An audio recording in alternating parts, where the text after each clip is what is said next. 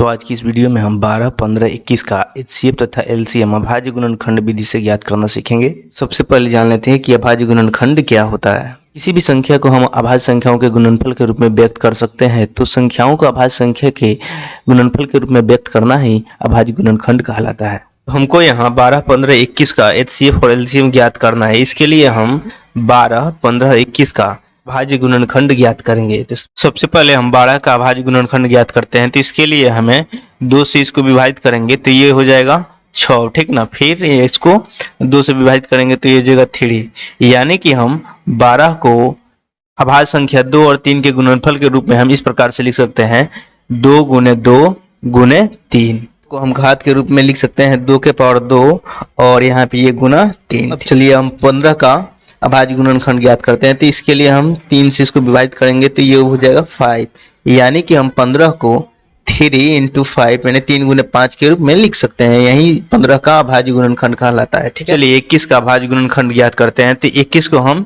3 से विभाजित करेंगे तो ये हो जाएगा 7। इसके बाद ये फर्दर विभाजित नहीं होने वाला है, तो हम 21 को कैसे लिख सकते हैं, हम 3 गुने 7 इस प्रकार से लिख सकते हैं।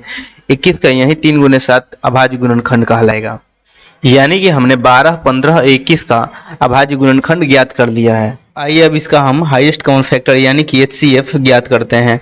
तो एचसीएफ जो होता है वह सर्वनिष्ठ अभाज्य संख्याओं के न्यूनतम घात का गुणनफल होता है। यानी कहने का मतलब ये हुआ वे सभी अभाज्य संख्याएं जो सभी संख्याओं के अभाज्य गुणनखंड में शामिल हो उसके न्यूनतम माने कि सबसे कम घात का गुणनफल होता है। यहाँ 12, 15 और 21 के अभाज्य गुणनखंड में कौन ऐसा अभाज्य संख्या है जो तीनों में शामिल है? 2 इन तीनों में शामिल नहीं है, 3 इन तीनों में शामिल है, 5 भी इन तीनों में शामिल नहीं है, 7 भी इन तीनों में शामिल नहीं है।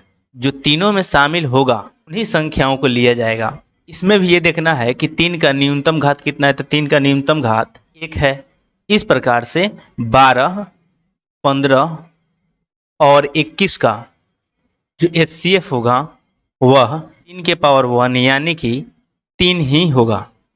तो चलिए अब हम इसका लोएस्ट कॉमन मल्टीपल यानी कि एलसीएम निकालते हैं। तो एलसीएम जो होता है वो प्रत्येक अभाज्य संख्या के महत्तम घात का गुणनफल होता है। यानी कहने का मतलब ये हुआ 12, 15, 21 के अभाज्य संख्याओं में जो जो अभाज्य संख्या शामिल है उन सभी अभाज्य संख्याओं के महत्तम घात का गुणनफल जो होगा वही इसका एलसीएम होगा। यानी कि यहाँ पे देखिए 2 शामिल है तो 2 का महत्तम घात कितना है, 2 है, और 3 भी शामिल है तो 3 का महत्तम घात कितना है, 1 है।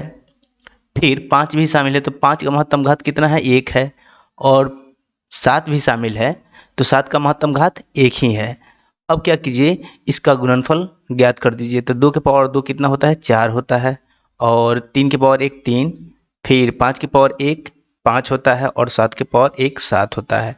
तो इस प्रकार से 4 3 12, 12 25 60 और 60 7 420 प्राप्त हुआ। तो जो इसका एलसीएम हुआ वो कितना आया, 420।